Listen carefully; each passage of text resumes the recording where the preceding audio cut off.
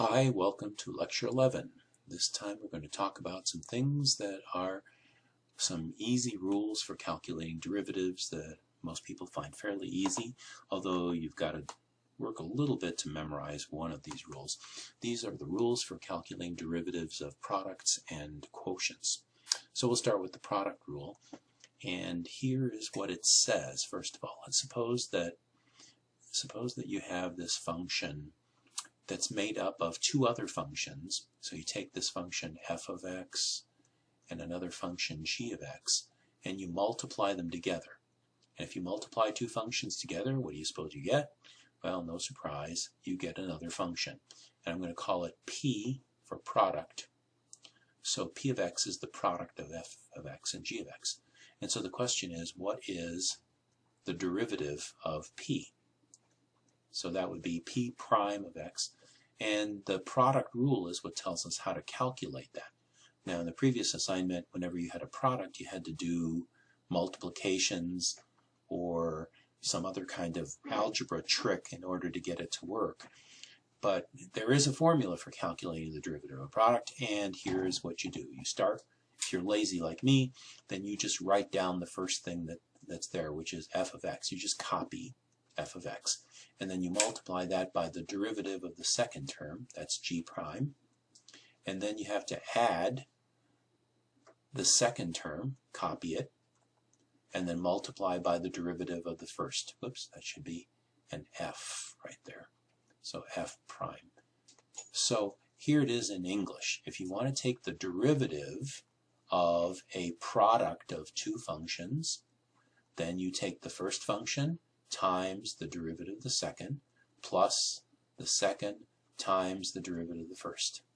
Now, I wouldn't try to memorize this the way I've written it. This is just a shorthand for describing it. But what you've got to do is to think about it in terms of what's the first function, what thing is playing the role of the first function, what thing is playing the role of the second function, and then calculate that derivative by going first times derivative of the second, plus the second times derivative of the first. Okay, let's look at an example before I show you why this is.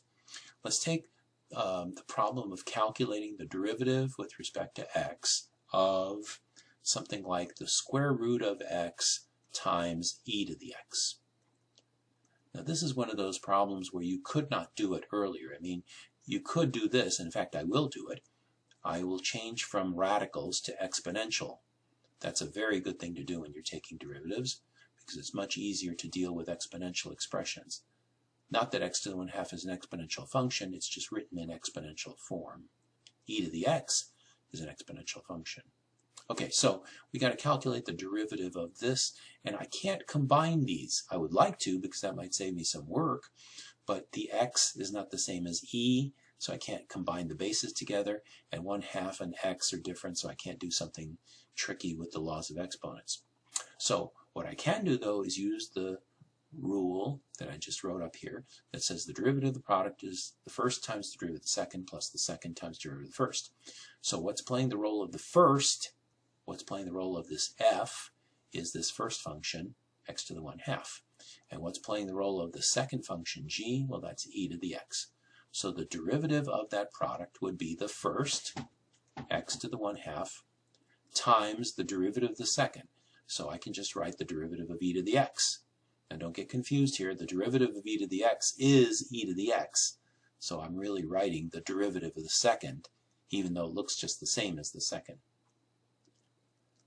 So plus the second function, e to the x, times the derivative of the first, and now I've got to use the high school rule to calculate the derivative of x to the 1/2. So that's just 1/2 times x to the 1/2 minus 1, which is minus 1/2.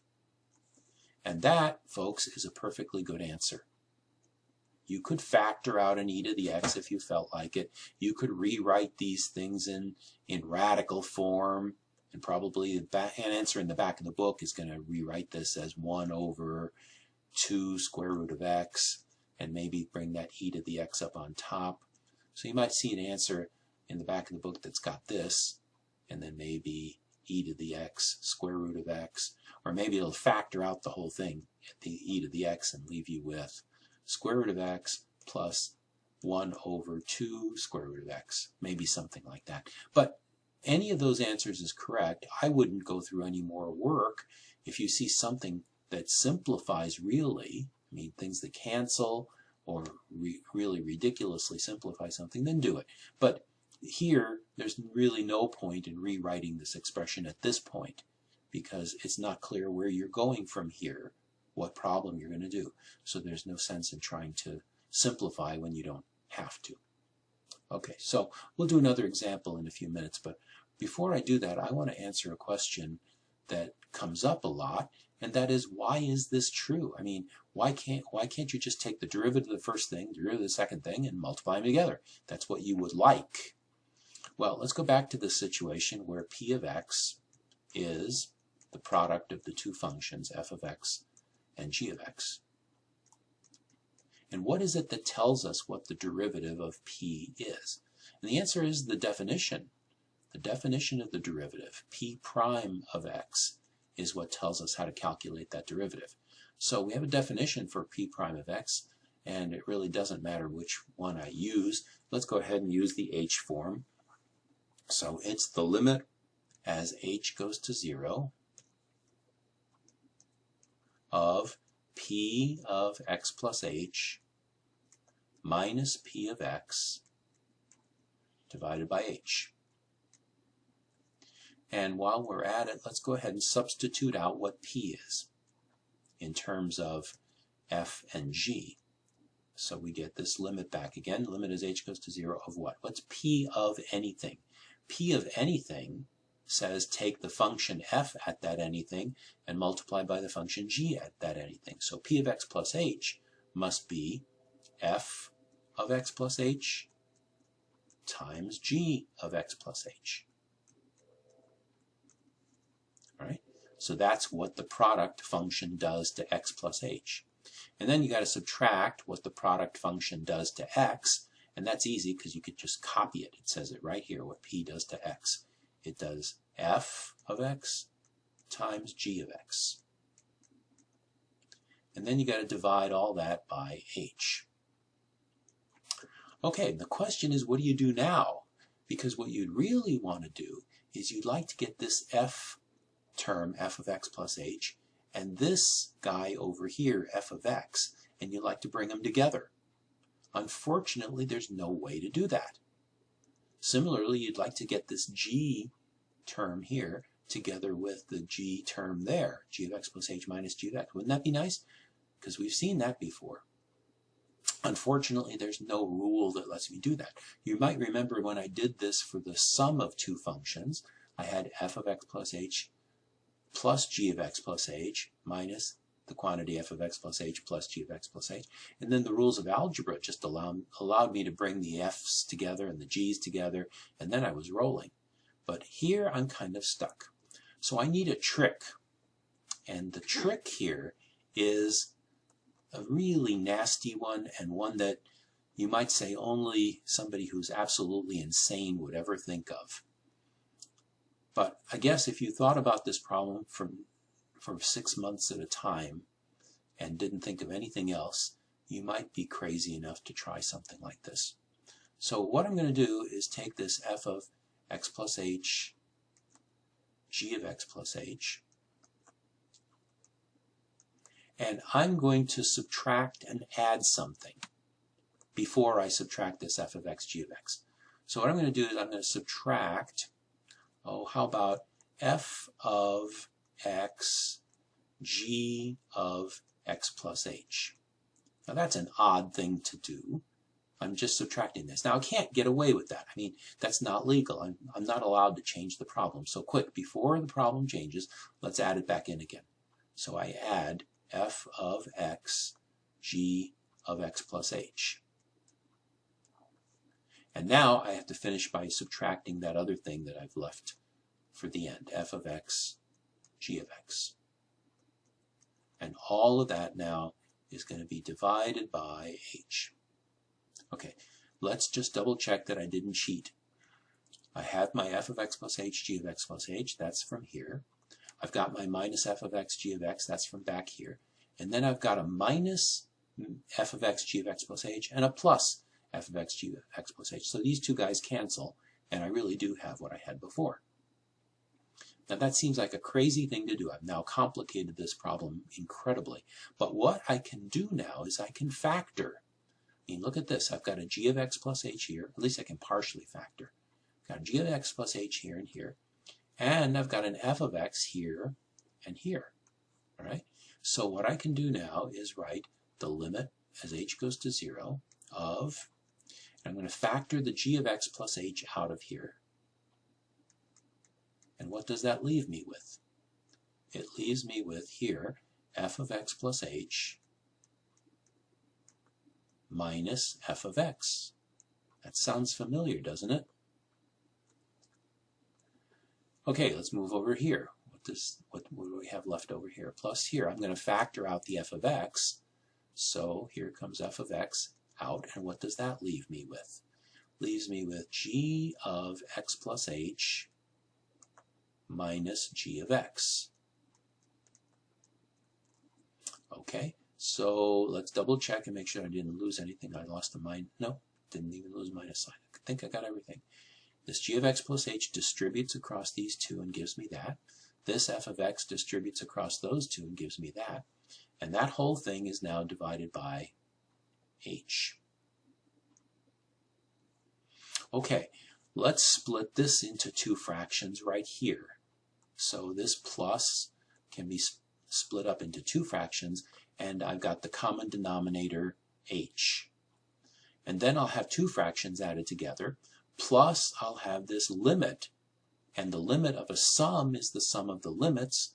So this is going to be the limit of the first guy, which is the limit as h goes to 0 of g of x plus h times f of x plus h minus f of x all over h. Yeah, I know that that g of x plus h is in the numerator, but I can write it this way because g of x plus 1 can be divided by 1. G of x plus h can be divided by 1, and you multiply those two fractions together and you get what I had. And plus, I get another limit. Limit of the sum is the sum of the limits, remember. Limit as h goes to 0 of what's left here. I've got an f of x and a quantity g of x plus h minus g of x all over h. All right, let's look at the right part of this first. What happens as h goes to 0? And here is the question I've asked you many times in the lab or in various places. What happens to f of x as h goes to 0? Well, does x depend on h in any way? If you remember the picture that we have in this kind of setup with the limit as h goes to 0 is that you've got this number x over here, and then x plus h is over here somewhere, and as h goes to 0, this point comes sliding into x. But what's x doing in the meantime as h goes to 0? The answer is nothing. It just sits there. It's x plus h that's moving in towards x. So what happens to f of x as h goes to 0? The answer is nothing. It stays f of x. But what happens to g of x plus h minus g of x over h as h goes to 0? That's a harder question for some people to answer unless they remember what is the definition of g prime of x. It's exactly the limit as h goes to 0 of g of x plus h minus g of x over h. Oh yeah, it is also the case that the limit of a product is the product of the limits. That was a theorem that we had at the last chapter. So that lets me say that the limit of this times this is the limit of the first thing times the limit of the second. Notice that that rule is nice for limits. I told you that when we did it, that the rule of the limit of a product is the product of the limits. That's a nice rule. You like it when you've got it. You don't have it here with derivatives. The derivative of a product is not the product of the derivatives, even though the limit of a product is. So here I can pull the limit of f of x out by itself and get f of x. And then the limit of this is nothing more than the derivative of g at x. One more time, g prime of x by definition is the limit as h goes to 0 of g of x plus h minus g of x over h. So here you can see what I had in the product rule, the first times the derivative of the second, so it shouldn't surprise you what's going to happen over here. There's one extra little wrinkle, and that is if I take this same kind of thing, limit of a product is the product of the limits, the second thing right here is your familiar difference quotient for f of x plus h minus f of x over h, and I take the limit of that, and that is going to give me exactly the derivative of f at x, because the limit as h goes to 0 of the difference quotient is the derivative. That leaves us with the question, what happens to g of x plus h as h goes to 0? Well, it's not hard to say that as h goes to 0, x plus h goes to x. So what I want to say is that g of x plus h obviously goes to g of x. But is that really obvious? I mean, couldn't it happen that g of x is a function that goes like this, and then all of a sudden when you get to h equals 0, it just decides to come down to there, so that the limit of the function is up here and the value of the function is down there, in which case as x plus h gets close to x, g of x plus h isn't getting close to g of x, it's getting close to something else. That would happen if g was discontinuous. But there's a theorem that we haven't proved that says that if you have a function that has a derivative, if g has a derivative, it must be the case that g is continuous. So because I'm assuming that we can take the derivatives of these two things in the first place, then g must be continuous. And so as h goes to 0, x plus h goes to x, and therefore g of x plus h must go to g of x. And so our final answer is right here, which we can read in English as the first function times the derivative of the second plus the second function times the derivative of the first. So I did this just because it's good for you to go through a proof like this every once in a while. But more than that, it shows you or gives you an insight into why you can't just take the derivative of the two functions and multiply them together. Besides the fact that it doesn't work, the fact is that you can't pull this f of x plus h together with this f of x, at least not immediately. But you can do it if you add and subtract this mixed term. That was the trick that I used. Okay, that's enough about the product rule. Let me illustrate it one more time with another example. In fact, this is a bad example, but it's a good one to tell you about. Let's suppose you want to take the derivative with respect to u of this expression. The quantity u minus the square root of u times the quantity u plus the square root of u.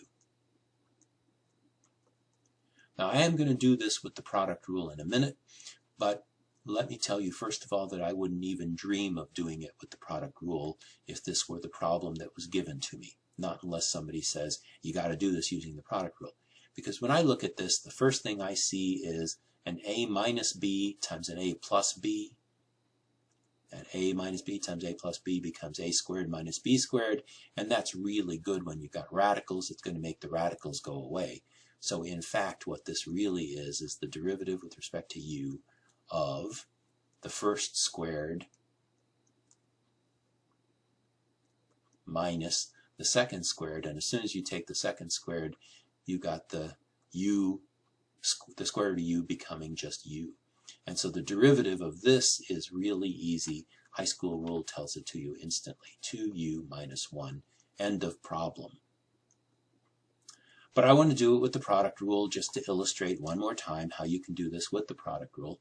And if I'm going to do it with the product rule, I have to do one more step because I can't take the derivative of the square root. I have to write that as u to the 1/2. So this is u to the 1/2, and this is u to the 1/2. Okay. So product rule tells me that the derivative of a product is equal to, so this derivative is equal to the first u minus u to the 1/2 times the derivative of the second. Now I got to take the derivative of that mess.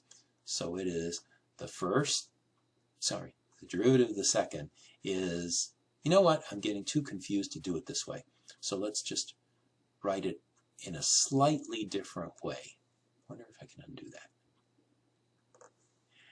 Let me write it in a slightly different way. First times the derivative of the second, like this.